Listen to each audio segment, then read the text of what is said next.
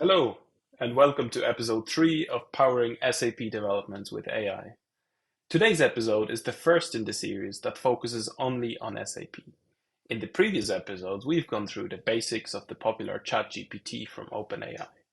Now is the time to start looking at what SAP has to offer in this area. SAP's journey with AI actually began back in 2017 with the introduction of SAP Leonardo Machine Learning Foundation, or MLF in short. As I hope we all know, SAP Leonardo was decommissioned to make room for a suite of solutions released under the umbrella of AI Foundation, that is SAP AI Core and SAP AI Launchpad. Another SAP renaming trick, you might ask? Well, one of the major changes that were introduced with AI Foundation was that it was now following the API first principle. Consumption of the AI capabilities was now unified by the AI API, SAP governed interface. I could now quote some of the amazing capabilities that this new solution introduced, but there wouldn't be too much value in spitting out all these marketing terms. So instead, let's have a look at the real use case. The city of Hamburg needed a scalable platform where artists could request and receive short-term financial aid in lieu of postponed or cancelled events due to the pandemic. If you recall the beginning of 2020, there was no time for anything and everything had to either be delivered now or was put on hold. The need for AI was found in extracting information from application forms, and it was satisfied with the help of document information extraction, a service which is part of the SAP AI Business Services. Result? 3 weeks from start to go live and an overall success with really good feedback. This year, at Sapphire, SAP announced that there are currently over 50 use cases for AI. But AI isn't all that new, as I've already mentioned.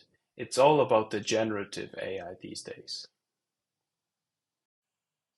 The generative AI roadmap that was unveiled at Sapphire this year consists of advancements like freight verification and documentation, streamlining goods receipts and delivery notes, augmenting employee and customer experience with the SAP Digital Assistant, accelerating analytics, or improving the quality of interview questions using success factors.